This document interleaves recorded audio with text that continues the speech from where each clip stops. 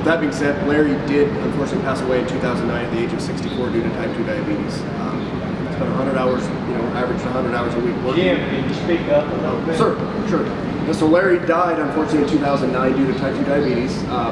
Spent 100 hours working, average a week, no time taking care of himself, and unfortunately his health got the best of him. But from what he built, the state of Utah would never be the same for him. So the reason I tell that story is because he and his wife, when they were dating in the early 1960s, she had a Ford Falcon Sport convertible.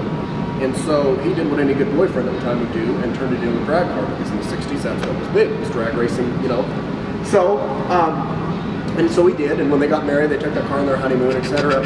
As the company grew, the car kind of got put by the wayside. So he told her, when I get, when I make my fortune, or when I make some money, enough money back, I will buy you another one of these cars. So years later, as he made enough money, he bought her this car here, which was similar to her original, what her car looked like originally, and gave it back to her as a gift. After he died in 2009, he's got 4 sons. His oldest son, Greg, is now the CEO of the company. The 4 boys got together and found the original car, found all the original parts that his parents had the car completely restored with every original part that it was, and gave it to their mom about 2 years ago on her birthday as a gift. And that's what this car is here. So they're not really significant to the whole collection, but kind of a significant story to the whole thing. So is this pretty much what it looked like when it was a drag car then? It's identical. It has even the parts. They've restored every shackle. That's all the original stuff. So really cool. That's cool. For them to do that for us. So as we move down this way, obviously what you'll see here are the Shelby Cobras. This is the largest private collection of Shelby Cobras in the United States. We own 14 of them. So when I think there's 1,183 built. I don't know how many of those can still be accounted for, but of those, 14 of them are sitting in this room. So this is the largest private collection of Shelby Cobras. I'm sure many of you know the story of the Shelby Cobra. Carroll Shelby was a chicken farmer, turned factory Aston Martin team driver, had a lot of heart complications and problems, so he decided to build race cars. Went to a company by the name of AC Cars. They built the little Ace Bristol Roadsters out of England. Eventually teams up with them, puts a Ford power plant in them, and the Shelby Cobra is born. The car originally came with either a 260 or a 289 small block, and then eventually they put the 427 big block in them. This Cobra here is the first Cobra that Larry purchased for his collection. I believe he bought it in about 1979. From there. The one next to it started out as a 289. Somebody actually built that up to a 302. And most of these cars, at least with the small blocks, have a Weber carburation system on it, which is a German carburation system. As you can see here, basically, they're cylindered carburetors, and every cylinder of the engine almost has its own cylinder of the carburetor. And when they work simultaneously, they're great. I know a lot of guys that won't touch them, but it's really kind of cool looking. It actually is kind of an art form under the hood. The next 2 cars here are 427s. There's competition cars. The blue and white one here was the second car he purchased for his collection. He found it back in the Midwest, actually in a barn, and it was in various pieces. And so he made a deal with him. They first bought it for a long time, the guy wouldn't budge, and he finally made a deal with the guy and said, look, if you let me buy this car, I'll put it back together the way it was, and then I'll let you drive it. So the guy agreed to do that.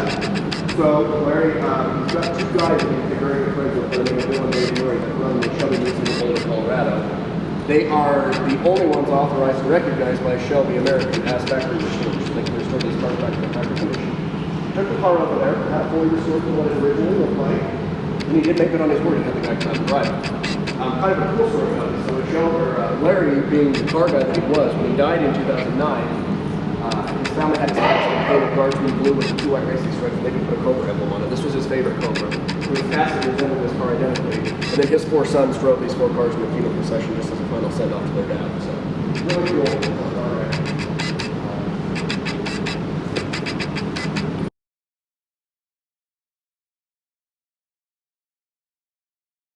$50 is significant enough in these cars? The amount of steps it took to get from one car to That's exactly what it is. The amount of steps it was basically from Carroll Shelby's office to the floor where these cars were being produced. 350 is also a small block, where the GT500 would be the big block.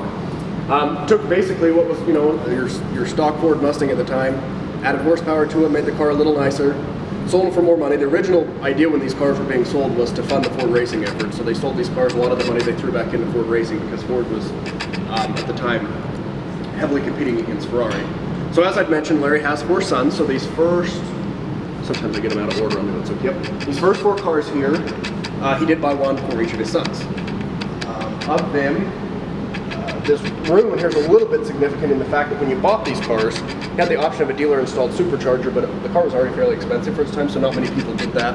Obviously, you can see whoever bought this car didn't take that option. The blue and white one next to it, he bought for his son Greg, his oldest son. Greg was born in 1966. That car is a 1966, so he bought it to signify his birth year. Bought it from a lady whose husband had bought it brand new, died not too long after. She kept it in the garage for years, and the car has 280 original miles on it.